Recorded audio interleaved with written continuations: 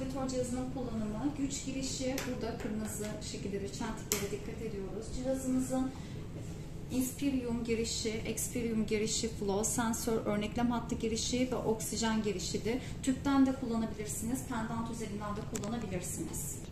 Cihazınızı iki kanallı devre ile birlikte egzalasyon valfini birlikte kullanmanız gerekiyor. Tek kanallı devre ile birlikte de örneklem hattını kullanmanız lazım. Ayrıca her iki devrede de flow sensörü kullanmanız lazım. Bunlar çok kullanımlıktır. Sidex'te temizlenebilir. Aynı şekilde flow sensörünüz de çok kullanımlı. Eğer temizlemek isterseniz şurada çentik kısmını şu şekilde açıyoruz. Bunu Sidex'e temizleyebilirsiniz. Takarken de şurada çentikler oturduktan sonra takabilirsiniz. Çiftli devre kullanırken egzalasyon valfimizi takıyoruz. Devremizin bir ucunu buraya takıyoruz.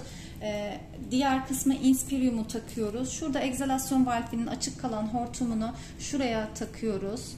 Flow sensörümüz zaten bu şekilde takılıyor. Flow sensörün ucunu buraya takıyoruz ve buraya da maskeyi takıyoruz.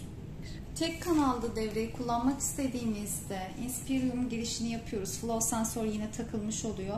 Şuradaki örneklem hattını takıyoruz. Tek kanallı devrenin uzantısı olan kabloyu buraya takarak bu kısmı da flow sensörü takıyoruz. Buraya da maskeyi takarak kullanabiliriz. Cihazımızın açılışı buradan yapılır.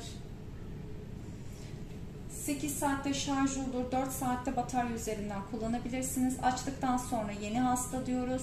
Yetişkin hastayı seçiyoruz. Burada gerekli ayarlamaları yaptıktan sonra onayla diyerek buradaki ayarlamaları şu tuşlar üzerinden de yapabilirsiniz. Dokunmatik şekilde de onaylayabilirsiniz. Onayla dediğinizde cihazınız çalışmaya başlar. Eğer ki durdurmak isterseniz standby'a arka arkaya 2'şer saniye basıyoruz. Şu şekilde. Burada işlemi durdurmuş olduk. Eğer ki ekranı kilitlemek isterseniz şuradaki düğmeye basıyorsunuz. Manuel ambuyu bu tuşta yapıyoruz. Ayarlamaları yine bu tuşta yapıyoruz. Buradan yine eğer ki alarmı durdurmak istersek de bu tuşa basarak 2 dakika durdurabilirsiniz. Cihazınızı kapatmak isterseniz de yine buradan basarak kapatabilirsiniz.